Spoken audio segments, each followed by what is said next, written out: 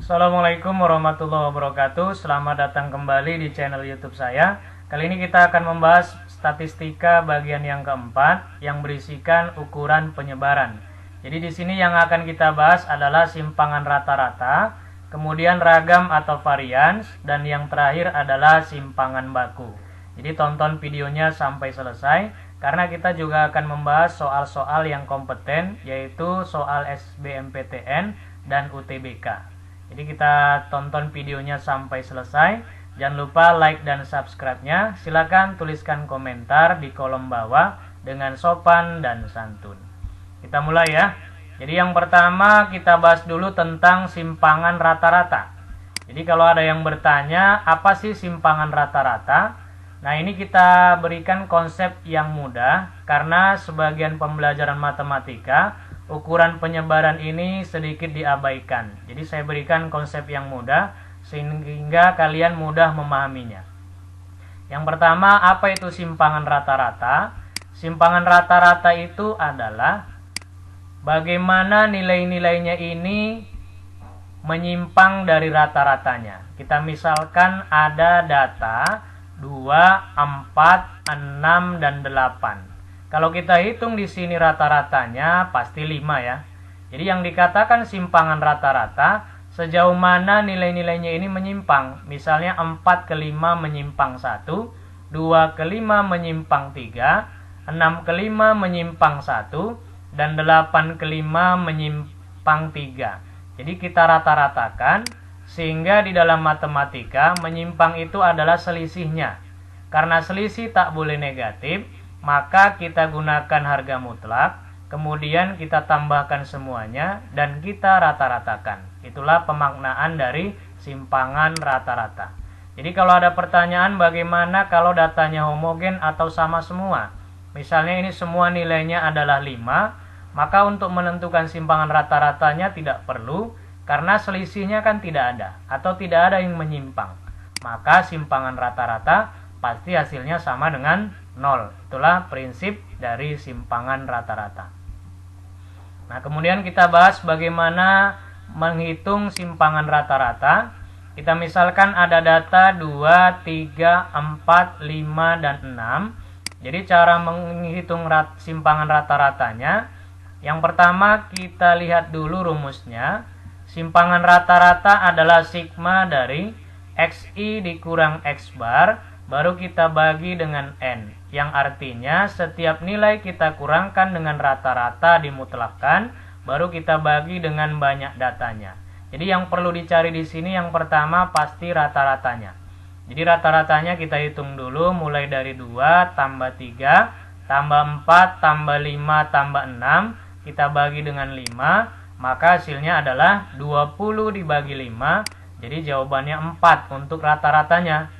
Setelah kita temukan rata-rata, tinggal kita daftarkan untuk menghitung simpangan rata-ratanya. Jadi setiap nilai kita kurang dengan rata-rata, 2 kurang 4, 3 kurang 4, 4 kurang 4, 5 kurang 4, dan 6 kurang 4, semuanya kita gunakan mutlak, lalu kita bagi dengan 5. Jadi hasilnya adalah 2 kurang 4 min 2, 3 kurang 4 min 1, 4 kurang 4 0, 5 kurang 4 1, dan 6 kurang 4 2. Kita bagi dengan 5. Jadi hasilnya nanti adalah gunakan prinsip mutlak bahwa yang negatif menjadi positif. Jadi hasilnya min 2 jadi 2, min 1 jadi 1, yang positif tetap. Kalau kita jumlahkan, maka 2 tambah 1 3, tambah 1 4, tambah 2 6. Jadi hasilnya 6 bagi 5 sama dengan 1,2. Itulah cara menghitung simpangan rata-rata. Kita bahas soal yang kompeten di sini. Bagaimana untuk membahas UNBK 2018 IPS dengan soal simpangan rata-rata dari data 6, 5, 7, 5, 6, 8, 7, 6, 6, 7, 4, dan 5. Maka prinsipnya tetap ya. Yang pertama hitung dulu rata-ratanya. Kita tambahkan semuanya, tapi alangkah baiknya kita urutkan dari yang terkecil sampai terbesar. Berarti kita tambah 4, ditambah 5-nya 3 kali, kemudian 6-nya 4 kali, kemudian 7-nya 3 kali, baru ditambah 8, lalu kita bagi dengan 12. Jadi yang di atas sudah kita hitung hasilnya 72, maka yang bawah hasilnya 12. Jadi kita bagikan, maka rata-ratanya sama dengan 6. Jadi tinggal kita daftarkan kesimpangan rata-rata dengan rumus sigma harga mutlak XI dikurang X bar baru dibagi dengan N. Kemudian kita masukkan mulai dari 4 kurang 6 ditambah 5 kurang 6 3 kali. Kemudian 6 kurang 6 di sini ada 4 kali. Kemudian 7 kurang 6 3 kali. Dan yang terakhir 8 kurang 6. Lalu kita bagi dengan 12. Jadi hasilnya adalah min 2 ditambah min 1 3 kali. Kemudian di sini 0 ya. Nah, kemudian 1 3 kali dan ditambah harga mutlak 2. Baru kita bagi dengan 12. Kita gunakan prinsip mutlak, maka hasilnya tinggal 2 ditambah 1 sebanyak 3 kali. 0-nya 4 kali. 1-nya 3 kali, baru ditambah 2. Jadi hasilnya adalah yang di atas 10, yang bawah per 12. Kalau disederhanakan 10 bagi 12 sama-sama bagi 2, maka hasilnya adalah 5 per 6. Jadi jawabannya adalah E 5 per 6. Nah, itulah cara menghitung simpangan rata-rata. Nah, kemudian kita lanjut yang kedua, yaitu menghitung varians atau ragam. Jadi untuk memahami ragam atau varians, ini nanti lebih jelasnya di simpangan baku. Yang sebenarnya makna dasarnya varians ini adalah variasi jarak-jarak dari titik ke rata-rata. Nah, kita lihat di sini yang pertama, kalau misalnya ada data 2 sampai 6, yaitu 2, 3, 4, 5, 6. Kalau diminta nanti ragam, kita berhubungan dengan jarak. Jadi ragam itu adalah XI dikurang X bar dikuadratkan dibagi dengan N. Kalau ada yang bertanya kenapa tidak menggunakan mutlak, karena di sini kuadrat ya. Kuadrat itu sudah pasti bernilai positif, makanya tidak kita gunakan lagi tanda mutlak. Jadi yang pertama tetap prinsipnya cari dulu rata-rata. Jadi tetap kita tambah, yang di atas hasilnya adalah 20. Kemudian kita bagi 5, maka jawabannya 4 untuk rata-rata. Tinggal kita daftarkan satu persatu. Yang pertama, kurangkan 2 kurang 4 kuadrat. Kemudian 3 kurang 4 kuadrat. Kemudian 4 kurang 4 kuadrat. Kemudian 5 kurang 4 kuadrat. Dan yang terakhir 6 kurang 4 kuadrat. Baru kita bagi dengan 5. Jadi di sini hasilnya 2 kurang 4 min 2. 3 kurang 4 min 1. 4 kurang 4 0. 5 kurang 4 1. Dan 6 kurang 4 adalah 2. Jadi semuanya kita kuadratkan sehingga hasilnya 4 ditambah 1 ditambah 0 tambah 1 tambah 4. Baru kita bagi dengan 5. Jadi yang di atas hasilnya 10. Kita bagi 5. Maka 10 bagi 5 sama dengan 2. Itulah ragam atau variansnya. Nah, kita bahas soal-soal yang kompeten di sini. Yaitu ada soal statistika UTBK 2019. Diketahui bilangan A, B, 5, 3, 7, dan 6 sebanyak 5 kali. Rata-ratanya ada 5. Dan variansnya atau ragamnya 13 per 5. Yang diminta adalah nilai A dikali dengan B. Jadi ini hanya permainan aljabar ya. Tinggal kita lihat konsepnya. Yang pertama jelas dulu kita cari rata-rata. Kita tambahkan dari A tambah B sampai di sini 6. Jadi ini datanya ternyata ada 10. Kemudian kita hitung karena di sini rata-rata sudah ada 5. Jadi A tambah B-nya tetap. Ini kalau kita hitung hasilnya sama dengan 45. Baru kita bagi dengan 10. Jadi hasilnya kita kali silang boleh. Maka 50 sama dengan A ditambah B tambah 45. Sehingga diperoleh A ditambah B. 50 dikurang 45, 5. Inilah persamaan pertama. Karena dua variabel, kita butuh persamaan kedua. Jadi kita ambil dari variansnya. Di sini variansnya adalah 13 per 5. Jadi ragam atau varians sama dengan, jangan lupa, masing-masing nilai kita kurangkan dengan rata-ratanya 5 dan dikuadratkan. Jadi yang pertama A kurang 5 kuadrat, B kurang 5 kuadrat, 5 kurang 5 kuadrat, 3 kurang 5 kuadrat, 7 kurang 5 kuadrat, sampai 6 kurang 5 kuadrat sebanyak 5 kali. Inilah hasilnya, kemudian kita bagi 10. Jadi hasilnya tinggal menyederhanakan. Ragamnya 13/5, maka ini kita teruskan dulu ya. 5 kurang 5 0, 3 kurang 5 min 2, 7 kurang 5 2, dan 6 kurang 5 1 sebanyak 5 kali. Kita bagi dengan 10. Ini bisa kita kali silang. 13/5 kali 10, maka hasilnya bisa disederhanakan nanti. Kita selesaikan dulu yang kuadrat ya. 0 kuadrat 0, min 2 kuadrat 4, min 2 kuadrat 4, sampai 1 kuadrat 1 sampai 5 kali. Kemudian kita kali silang 10 kali 13/5. 10 bagi 5 kan 2. Hasilnya kita kali 13, maka tinggal 26. Ini akan sama dengan A kurang 5 kuadrat tetap, B kurang 5 kuadrat tetap. Ini kalau kita tambah hasilnya adalah 13. Jadi 26 kurang 13 sama dengan 13. A kurang 5 kuadrat ditambah B kurang 5 kuadrat. Jadi kedua persamaan ini akan kita selesaikan. Jadi persamaan pertama tadi A tambah B sama dengan 5. Kemudian yang kedua 13 sama dengan A kurang 5 kuadrat ditambah B kurang 5 kuadrat. Jadi kita bahas ya. Oke, yang pertama kita uraikan dulu. 13 sama dengan A kuadrat dikurang 10A ditambah 25 ditambah B kuadrat dikurang 10B ditambah 25. Ini mudah ya, tinggal menguraikan. Tinggal kita kelompokkan yang sejenis. A kuadrat dengan B kuadrat kita dekatkan. Kemudian min 10A kurang 10B kita dekatkan. Nah, 25 tambah 25 adalah 50. Nah, hasilnya adalah 13 sama dengan A kuadrat tambah B kuadrat. Min 10 kita faktorkan supaya muncul bentuk A tambah B.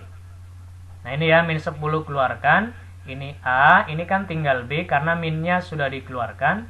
Ternyata A tambah B di sini 5, tinggal dimasukkan.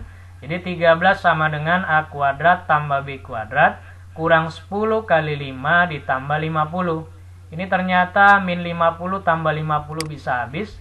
Jadi hasilnya tinggal 13 sama dengan A kuadrat ditambah B kuadrat. Jadi kalau kita uraikan, A kuadrat tambah B kuadrat itu kan A tambah B dikuadratkan, baru dikurang dengan 2AB. Sehingga kita buat 13 sama dengan A tambah B 5, maka hasilnya 5 kuadrat kurang 2AB. Kalau diselesaikan 13 sama dengan 5 kuadrat 25 dikurang 2AB. Jadi di sini min 2AB-nya kita pindah ke kiri 2AB sama dengan 25 dikurang 13. Maka 2AB sama dengan 12. Jadi AB-nya sama dengan 6. Maka jawabannya adalah C, AB sama dengan 6. Mudah ya? Nah, selanjutnya yang terakhir kita bahas tentang simpangan baku. Nah, kita lihat maknanya dulu. Apa itu simpangan baku? Nah, kalau kita lihat konsepnya, simpangan baku ini prinsipnya mirip dengan rata-rata, tapi ini berhubungan dengan jarak. Jadi kalau ada data seperti yang tadi 2, 4, 6, 8, pasti rata-ratanya sama dengan 5.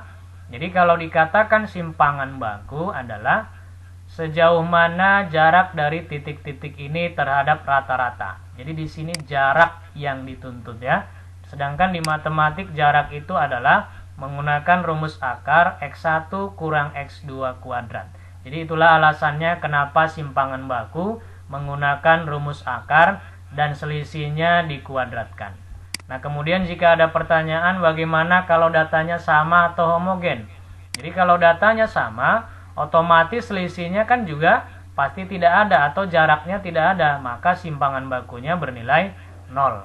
Nah, itulah arti atau makna dari simpangan baku. Nah, kemudian kita bahas apa itu simpangan baku untuk rumusnya. Jadi yang pertama kalau datanya ada 2, 3, 4, 5, dan 6. Jadi yang pertama tetap kita menggunakan ragam. Jadi prinsipnya ini ragam itu kalau kita akarkan ya hasilnya simpangan baku. Jadi mudah sebenarnya ya untuk menentukan simpangan baku, cukup cari saja ragamnya kemudian kita akarkan. Jadi tetap menghitung yang pertama rata-ratanya dulu. Ini sudah seperti yang tadi. Rata-ratanya adalah 4.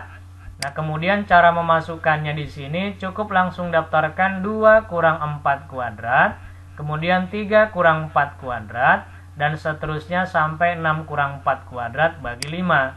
Jadi tinggal dihitung dan ternyata di sini kita peroleh nilai ragamnya sama dengan 2. Jadi kalau ragamnya 2, kita tinggal menentukan simpangan baku atau standar deviasi dengan rumus dari akar ragam. Jadi langsung jawabannya tinggal akar 2. Jadi mudah ya, prinsip sekali lagi, untuk menentukan simpangan baku, cukup carilah ragamnya, kemudian diakarkan. Kita bahas soal yang kompeten di sini, yaitu soal statistika UTBK 2019. Diketahui data 3x6678y dengan x kurang dari y. Jika rata-rata dari data tersebut 6 dan standar deviasi akar 22/7, maka berapa nilai x kuadrat kurang y sama dengan. Nah, kita cek ya. Yang pertama tetap kita gunakan dulu rata-rata. Rata-ratanya kita tambah dulu. 3 ditambah x tambah 6 tambah 6 tambah 7 tambah 8 tambah y. Karena datanya 7 kita bagi 7 dan ternyata rata-rata adalah 6. Jadi kita sederhanakan ya. Ini bisa kita buat x tambah y. Ini datanya kita tambah 3 tambah 6 9 ditambah 6 3 tambah 6 9 ditambah 6 15 ditambah 7 22 ditambah 8 30. Maka hasilnya x tambah y tambah 30/7. Kita kali silang 6 kali 7 42 sama dengan x tambah y tambah 30. Jadi ternyata x tambah y cukup dikurangkan 42 kurang 30 hasilnya adalah 12. Kita peroleh persamaan 1, pasti kita butuh persamaan yang kedua. Nah, kita lihat ya. Kita hitung aja dulu ragamnya. Ragam tadi tinggal mendaftarkan satu persatu kuadratkan. Jadi 3 kurang 6 kuadrat ditambah x kurang 6 kuadrat ditambah 6 kurang 6 kuadrat. Ini ditambah 6 kurang 6 kuadrat ditambah 7 kurang 6 kuadrat ditambah 8 kurang 6 kuadrat dan ditambah y kurang 6 kuadrat, tetap kita bagi 7. Nah, kita cek ya. Karena standar deviasi adalah akar ragam, maka untuk menentukan ragamnya, maka standar deviasinya ini cukup dikuadratkan. Dan ternyata standar deviasinya sudah ada, yaitu akar 22/7. Jadi kesimpulannya ragamnya adalah kuadrat dari akar 22/7. Tentu akarnya hilang, maka ragamnya adalah 22/7. Ini tinggal disederhanakan. 3 kurang 6 3, kita kuadratkan langsung ya, hasilnya 9. X kurang 6 kuadrat tetap, ini 0 0. 7 kurang 6 kuadrat 1. 8 kurang 6 2 kuadrat 4. Ini y kurang 6 kuadrat, baru kita bagi 7. Ternyata 7-nya ini bisa kita matikan. Kita sederhanakan, tinggal 22 sama dengan 14 ditambah. Ini hasilnya 14 ya. 9 tambah 1 tambah 4, 14. X kurang 6 kuadrat tetap. Y kurang 6 kuadrat tetap. Jadi kita lihat di sini. Kita pindahkan saja di sebelah kiri. X kurang 6 kuadrat tambah Y kurang 6 kuadrat. 22 kurang 14 sama dengan 8. Jadi ada dua persamaan. Kita selesaikan di lembaran selanjutnya. Nah, kita cek ya. Jadi penyelesaiannya adalah tadi persamaannya X tambah Y-nya 12. Dan satu lagi bisa kita rubah. Y-nya ini kan sama, artinya dengan 12 kurang X. Kemudian persamaan yang besarnya adalah X kurang 6 kuadrat ditambah Y kurang 6 kuadrat sama dengan 8. Tinggal kita uraikan. X kurang 6 kuadrat, Y-nya ini kita ganti dengan 12 kurang X supaya lebih mudah, biar tidak variabelnya terlampau banyak. Jadi kita ganti di sini Y-nya adalah 12 kurang X. Kita peroleh 12 kurang X kurang 6. Ini ya, Y-nya kita ganti 12 kurang X kurang 6. Sehingga X kurang 6 kuadrat ditambah 12 kurang 6 kan 6. Maka hasilnya 6 kurang X dikuadratkan sama dengan 8. Kalau kita uraikan menjadi X kuadrat dikurang 12X ditambah 36. Ditambah ini tetap diuraikan 36 dikurang 12X. Baru ditambah 12X ditambah X kuadrat sama dengan 8. Jadi kita satukan X kuadrat tambah X kuadrat 2X kuadrat dikurang min 12X min 12X min 24X.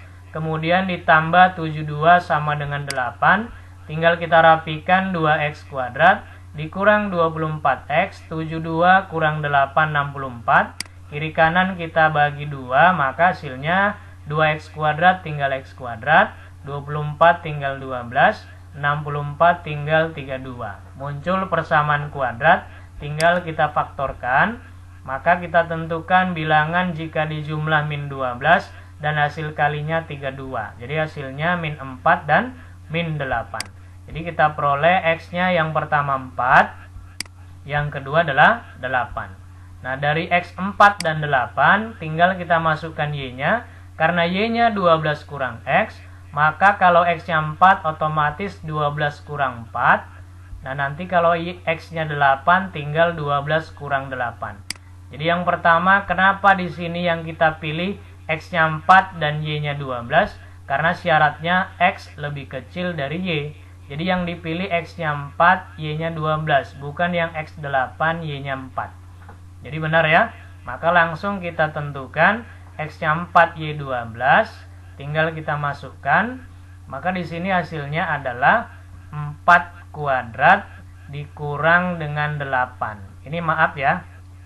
Ini X-nya 4 berarti Y-nya 8, ini sebenarnya 8. Jadi hasilnya nanti X kuadrat dikurang Y berarti hasilnya adalah 4 kuadrat dikurang 8. Jadi saya tegaskan lagi bahwa Y di sini nilainya 8. Dari Y sama dengan 12 kurang X. Jadi hasilnya saya ulangi, X kuadrat kurang Y, maka jawabannya 4 kuadrat dikurang 8. 4 kuadrat 16 dikurang 8, maka hasilnya adalah 8. Jadi jawabannya adalah B8. Baik, itulah pembahasan kita tentang ukuran penyebaran. Jadi kalau ada yang bertanya kenapa jangkauan dan simpangan kuartil tidak dibahas, itu sudah kita bahas di pertemuan statistika pertama sekaligus di ukuran pemusatan. Baik, itulah tentang ukuran penyebaran. Terima kasih, tetap mendukung konten pendidikan. Assalamualaikum warahmatullahi wabarakatuh.